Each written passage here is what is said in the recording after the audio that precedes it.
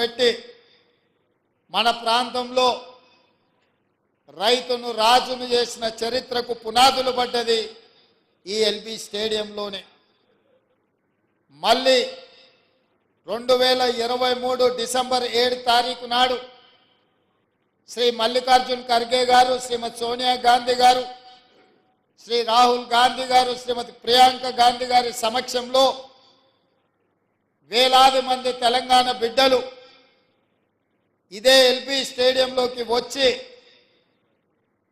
ఇందిరమ్మ రాజ్యంలో ప్రజాపాలన, ప్రజాప్రభుత్వాన్ని ఇక్కడ ఏర్పాటు చేసి అభయహస్తం పేరు మీద 6 గ్యారెంటీలను అమలు చేయడానికి మళ్ళీ తొలి సంతకం ఇక్కడనే పెట్టడం జరిగింది. ఈ ఎల్బీ స్టేడియానికి ఉన్న చరిత్ర ఇదే కాకుండా 3 నెలలలోనే 30,000 ఉద్యోగాల నియామక పత్రాలు ఈ వేదిక మీద నుంచే లక్షలాది మంది నిరుద్యోగ యువకుల యొక్క ఆకాంక్షలు తీర్చడానికి ఈ వేదిక మీద నుంచే సంతకం పెట్టి నియామక పత్రాలు ఇవ్వడం జరిగింది. అది పోలీస్ శాఖలో కావచ్చు, పారామెడికల్ సిబ్బంది కావచ్చు, సింగరేణి సిబ్బంది కావచ్చు, ఈరోజు గురుకులాలలో టీచర్ల నియామకాలు కావచ్చు, ఈరోజు సోషల్ వెల్ఫేర్ టీచర్స్తో పాటు జూనియర్ లెక్చరర్స్ కావచ్చు, ఎన్ని ఉద్యోగ నియామకాలు ఈ ఎల్బీ స్టేడియం వేదికగా జరుగుతున్నది అంటే ఖచ్చితంగా రాబోయే చరిత్రలో ఈ ఎల్బీ స్టేడియం శాశ్వతంగా లిఖించడం జరుగుతుందని చెప్పి నేను విశ్వసిస్తున్నా. మిత్రులారా, ఆనాడు తెలంగాణ రాష్ట్ర సాధనలో మీరు ముందుండి పోరాడి మీలో కొంతమంది యువకులు ఆత్మ బలిదానాలు చేసుకొని అమరులై ఈరోజు తెలంగాణ రాష్ట్రాన్ని సాధించింది.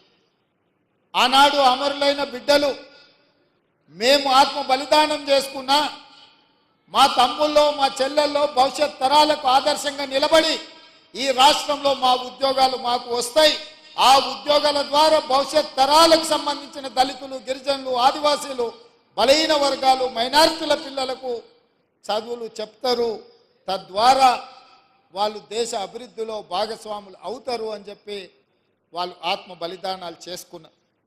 ఆ ఆత్మ బలిదానాల స్ఫూర్తితో ఏర్పడ్డ తెలంగాణ రాష్ట్రం ఆనాటి ప్రభుత్వం ఆ స్ఫూర్తితో పనిచేయాల్సింది వదిలేసి కుటుంబం యొక్క సంక్షేమం కోసం, కుటుంబంలో ఉన్న వ్యక్తుల పదవుల కోసం, వాళ్ళ యొక్క లాభార్జన, వాళ్ళ యొక్క ధనదాహం తీర్చుకోవడానికి గత 10 సంవత్సరాలు వాళ్ళు అదే పనిలో మునిగి తేలిరు.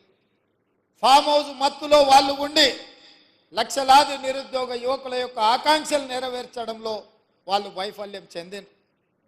మీరందరూ దిల్సుఖ్ నగర్ సెంటర్లోనో, అశోక్ నగర్ చౌరస్తాలోనో, అమీర్పేట జంక్షన్లోనో గ్రామాల నుంచి పేద తల్లిదండ్రులు రూపాయి కూడబెట్టి ఉపాధి హామీ కూలికి పోయి సంపాదించి మీకు పంపిస్తే కోచింగ్ సెంటర్ల చుట్టూ తిరుగుతూ దిల్సుఖ్ నగర్లోనో రకరకాల ప్రాంతాలలో మీరు కష్టపడి చదువుకున్నారు. నోటిఫికేషన్ ఎప్పుడు ఇస్తారో తెలీదు, పరీక్షలు నిర్వహిస్తే ప్రశ్నాపత్రాలు ఏ జిరాక్స్ సెంటర్లో తేలుతాయో తెలీదు, ప్రశ్నాపత్రాలను ఎవరు దిద్దుతారో దిద్దే వాళ్ళ మీద నమ్మకం లేదు, ఫలితాలు ప్రకటించే వాళ్ళ మీద విశ్వాసం లేదు. ఈ రకంగా అపనమ్మకంతో అసలు ఎప్పుడు ఏం జరుగుతుందో తెలియని పరిస్థితుల్లో మీరందరూ కష్టపడి కొట్లాడి ఇక మా ఉద్యోగాల గురించి అడగడం కాదు, అధికారంలో ఉన్న కేసీఆర్, కేటీఆర్ ఉద్యోగాలు ఊడగొడితేనే మీ ఉద్యోగాలు వస్తాయన్న ఆలోచనతోటి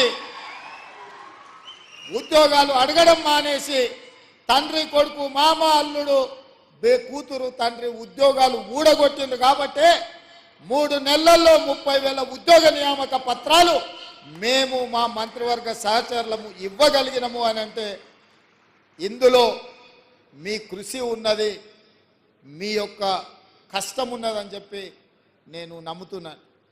అందుకే మిత్రులారా, విద్య మీద పెట్టే ఖర్చు కాదు, విద్య మీద పెట్టే ఖర్చు పెట్టుబడి భవిష్యత్ తరాలను నిర్మించడానికి ఉపయోగపడే ఇంధనం. అందుకే ఇవాళ మీరు ఈరోజు చేపట్టబోయే బాధ్యత ఇది ఒక ప్రజాస్వామ్య స్ఫూర్తిని నిలబెట్టేదే కాకుండా సామాజిక బాధ్యత